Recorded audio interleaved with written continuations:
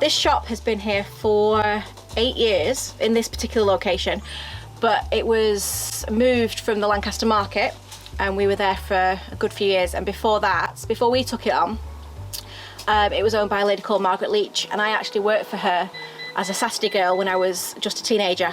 So myself and my mum had worked for her, and then as she was retiring we took on the business. It was just a haberdashery at that point, and then we expanded into wool, and then when the market was closing down due to the council, we decided to move into the shop.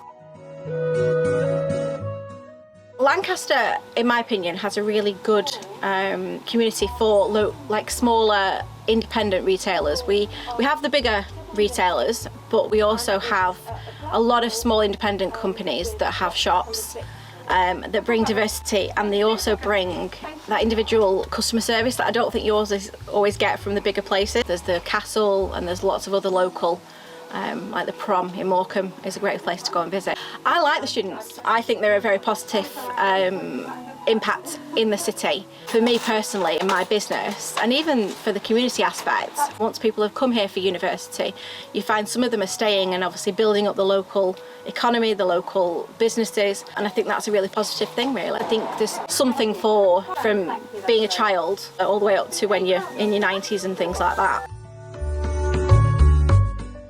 Well, we're unique in the fact that obviously you need to kind of see it. It's something that's very much a tactile thing, not something that you can get necessarily as easily online. You can't match a button to the wool you've got at home for a garment you've made, or check the colours as easily, because a lot of the colours and things that you find online are pictures, and again, pictures don't have true representation. When you come to the shop as well, you can get advice, and not just from us. Sometimes we have it where we have customers in and they'll just start talking to each other and they'll give each other tips and advice on how to knit a certain way or crochet or do something like that, and it's really good to have that banter between the customers, which I don't think online offers.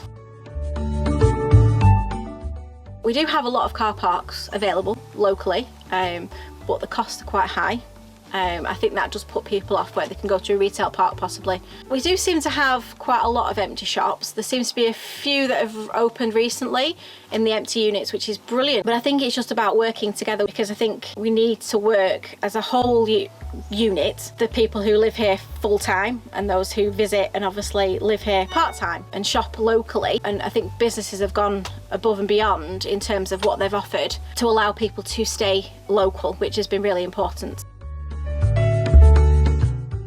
For me, it would probably be choose something that you enjoy, that you're passionate about, that you enjoy to do, because you're going to spend a lot of time working in your life, and if you don't enjoy what you're doing, you're going to find it hard work.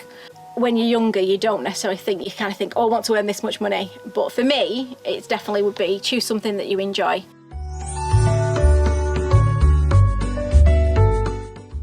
Obviously, I'm a wife, I'm also a mum. So it has to be something that I can work around my children and my family life, which I don't think men have as much of a need to do that with. As I've had the children and they're all getting older now, I've been able to work more, but obviously it's something that I've been able to do part-time with obviously help of staff. I love my family, but I always think as a woman I've really enjoyed having a career, having a business and having something else that defines me except being just a mum. So I think it's important for women to have that identity and have that purpose as well. So Leanne, that's it for today. Thanks a lot. Thank you.